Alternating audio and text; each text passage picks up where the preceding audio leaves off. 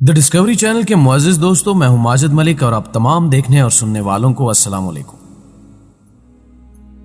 नाज़रीन ग्रामी, आप सब जानते हैं कि दूसरी जंग अजीम के दौरान हिटलर की लेबॉर्ट्री में एटम बम बनाए गए और उसे अमेरिका ने अमली शक्ल में दुनिया के सामने नमूदार किया।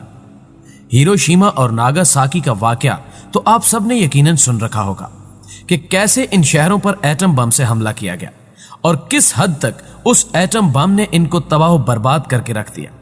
लेकिन क्या आप लोग जानते हैं कि जो एटमी हमला नागासाकी पर किया गया था वो दरअसल किसी और शहर के लिए था, मगर कुदरत ने उस शहर की हिफाजत की और जो हवाई जहाज उस शहर पर एटम बम गिराने आया था वो हवाई जहाज नागासाकी पर बम गिराकर चला गया।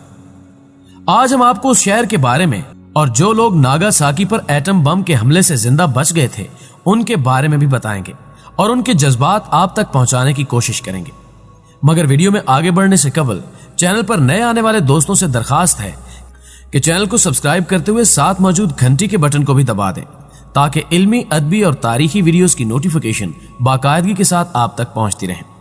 नीज हमारी हौसला अफजाई के लिए हमारी वीडियोस को लाइक जरूर किया कीजिए ताकि दिलचस्प वीडियोस का तसलसल बरकरार रखा जा सके।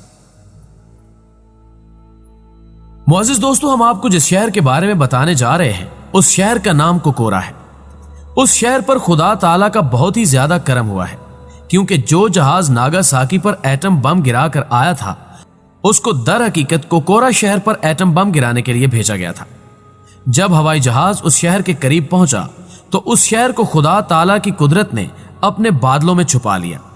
उस जहाज के पायलट का कहना था कि उसको यह मालूम ही नहीं हुआ कि कोकोरा शहर कहां चला गया क्योंकि यह शहर बादलों के नीचे मुकम्मल तौर पर छुप चुका था। इसके बाद हवाई जहाज के पायलट को अपने कमांडर्स की तरफ से यह हुक्म हुआ कि वो एटम बम नागासाकी पर गिरा दे। देखा जाए तो किसी मुकम्मल शहर का बादलों में इस तरह छुप जाना, वो भी उस वक्त जब उस शहर का नामो निशान इस दुनिया से मिटने का दिन था, कोई इत्तेफाक नहीं हो सकता। सबसे दिलचस्प बात यह है कि उस वक्त मौसम गर्मा अरूज पर था। रोजाना तुंदो तेज धूप और सख्त गर्म सूरज निकलता था, इसलिए बादलों और धुंध का पैदा होना बज़ाहिर नामुमकिन था। लेकिन जिसे खुदा ताला बचाना चाहे उसे भला कौन मार सकता है। उस दिन नागासाकी के रहने वालों की किस्मत इतनी अच्छी नहीं थी।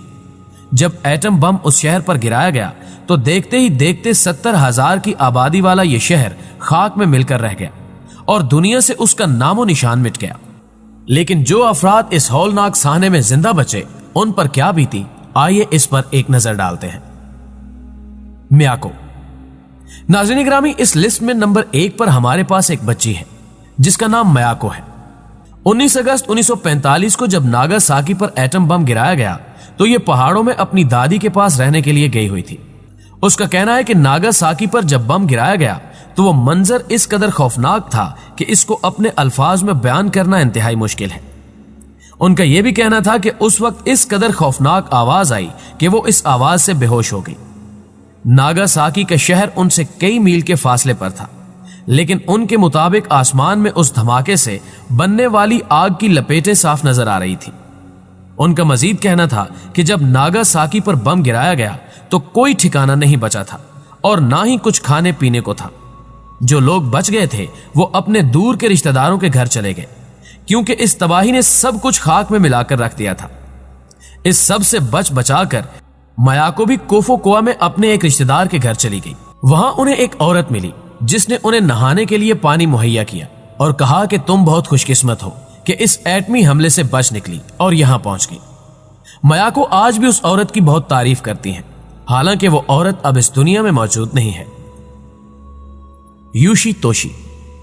नाज़रीन ग्रामी, यूशी तोशी की उम्र उस वक्त 16 साल की थी जब अमेरिका ने नागासाकी पर बम गिराया। यूशी ने अपने एक इंटरव्यू में बताया कि वो उस वक्त एक दफ्तर में काम कर रहा था जिस वक्त नागासाकी पर बम गिराया गया। उस धमाके की आवाज सुनकर वो डर के मारे कुछ देर उसी दफ्तर में छुपे रहे। फिर जब बाहर की तरफ निकले तो उन्होंने देखा कि हर तरफ दूर दूर तक आग लगी हुई है। लोग अपनी जान बचाने के लिए इधर उधर भाग रहे हैं। मैं भी अपनी जान बचाने के लिए पहाड़ों की तरफ भागने लगा। उनके मुताबिक वो मंजर किसी कयामत से कम नहीं था कि पहाड़ों में जो जिंदा लोग बच गए वो इस कदर झुलसे हुए थे कि उन्होंने एक औरत की मदद करना चाहिए जिसके बाजू मुकम्मल तौर पर जल चुके थे, और जब उन्होंने उस औरत को पकड़ने के लिए हाथ बढ़ाया تو ان کے ہاتھ میں اس عورت کی جلد آ گئی اور وہ عورت پہاڑ سے نیچے گر گئی۔ بہرحال وہ کسی طرح وہاں سے نکل کر دور کے ایک جنگل میں پہنچ گئے اور 10 دن تک چند جاپانی افراد کے ساتھ جنگل میں ہی مقیم رہے تاکہ تابکار شعاؤں کا اثر کم ہو سکے۔ بعد ازاں انہوں نے مزید آگے کی سمت سفر کیا اور ایک شہر میں پہنچ کر وہاں رہائش اختیار کی۔ تراکا۔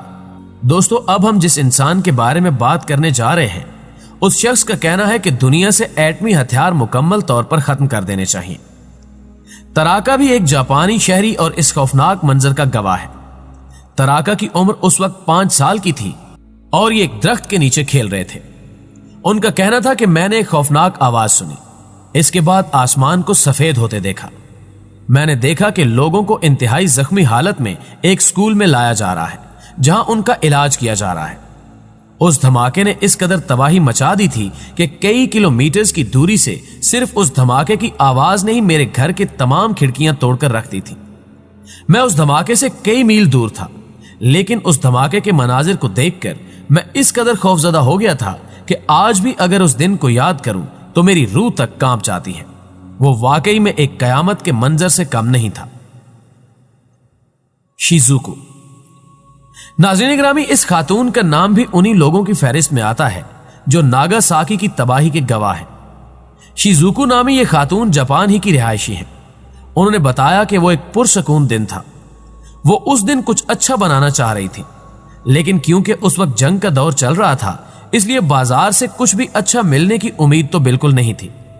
موسم گرما کی شدید گرمی پڑ رہی تھی، اس لیے میری بیٹی جو باہر گرمی میں کھیل رہی تھی، میں نے اسے آواز دی کہ بیٹا اندر آ کے کھیلو، باہر بہت زیادہ گرمی ہے، تم بیمار ہو جاؤ گی۔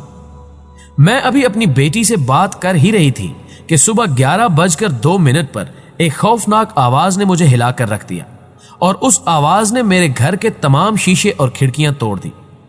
میں خوف کی وجہ سے گھر سے باہر نکلی تو دیکھا کہ ہر طرف دھواں بھر چکا ہے اور دھوئیں کی وجہ سے کچھ بھی دکھائی نہیں دے رہا۔ دھواں کچھ کم ہوا اور کچھ دکھائی دینے لگا تو میں نے لوگوں کے چیخوں کی آوازیں سنی۔ وہ پکار رہے تھے کہ ہمارے گھر پر ایٹم بم سے حملہ کیا گیا ہے۔ میں نے اپنے گھر کے سامنے والے پہاڑ کی طرف دیکھا جو کبھی سرسبز و شاداب ہوا کرتا تھا، لیکن اس وقت وہ مکمل طور پر آگ سے لبریز تھا۔ میں نے اس پر ایک کالی لائن بھی دیکھی جو اس پر چلنے والے انسانوں کی تھی جو اپنی جان بچانے کے لیے اس آگ میں سے بچ کر بھاگ رہے تھے۔ اس وقت کو یاد کرنا بھی کسی تکلیف سے کم نہیں۔ اس تباہی کو کوئی بھی اپنے الفاظ کے اندر نہیں سمیٹ سکتا۔ اس ہولناک منظر کی درست منظر کشی وہی کر سکتا ہے جو اس سے گزرا ہو۔ شیمو ہیرا۔ پیارے دوستو، شیمو ہیرا اس وقت ایک چھوٹی سی بچی تھی جب امریکہ نے جاپان پر یہ ظلم ڈھایا تھا۔ ان کے مطابق وہ ایک خوفناک دن تھا۔ کچھ سال قبل شیمو ہیرا نامی اس خاتون کو ایک کانفرنس میں دعوت دی گئی اور انہیں اپنے جذبات شیئر کرنے کا کہا گیا، تو انہوں نے کہا کہ آپ سب لوگ یہاں اس وقت اس تباہی کو جاننے کے لیے آئے ہیں، لیکن میں یہاں اس لیے نہیں آئی۔ کچھ سال بعد اس ایٹمی حملے میں بچنے والا کوئی انسان زندہ نہیں رہے گا اور آپ سب لوگ قصے، کہانیوں، کتابوں اور اپنے آباء و اجداد سے اس واقعے کے بارے میں پوچھا کریں گے۔ لیکن لوگوں کے بہت زیادہ اصرار کرنے پر انہوں نے بتایا کہ میں بچپن سے ہی ایک ڈاکٹر بننا چاہتی تھی اور میں اس کے لیے بہت زیادہ محنت بھی کیا کرتی تھی، کیونکہ اس وقت جنگ کا دور چل رہا تھا تو زندگی گزارنے کے لیے کچھ زیادہ وسائل نہ تھے۔ وہ ایک بہت ہی مشکل دور تھا۔ ہم اپنے چھوٹے سے خواب کو پورا کرنے کے لیے رات کی معمولی سی روشنی میں بھی کتابیں پڑھ لیا کرتے تھے اور گھاس پھوس کھا کر بھی گزارا کر لیا کرتے تھے۔ اس وقت ہم سکول میں ہی تھے جب ہمیں یہ معلوم ہوا کہ امریکہ نے ایٹم بم تیار کر لیا ہے اور اسے ہیروشیما پر گرا دیا گیا ہے۔ ہم یہ جان کر خدا کا شکر ادا کرنے لگے کہ وہ شہر ہیروشیما تھا، ناگاساکی نہیں۔ زندگی معمول کے مطابق چل رہی تھی کہ اچانک ایک دن امریکہ نے ناگاساکی پر بم گرا دیا اور میں اس وقت سکول میں ہی موجود تھی۔ دوستو، شیمو ہیرا نے مزید بتایا کہ 11:02 پر ایک تیز اور خوفناک آواز نے ہم سب کو خوفزدہ کر دیا۔ ہم نے دیکھا کہ آسمان میں ایک بہت ہی اونچی اور سفید لہر اٹھی اور وہ آہستہ آہستہ ہم لوگوں کی طرف بڑھ رہی تھی۔ اس نے ہمارے سکول کی عمارت کو تباہ و برباد کر کے رکھ دیا۔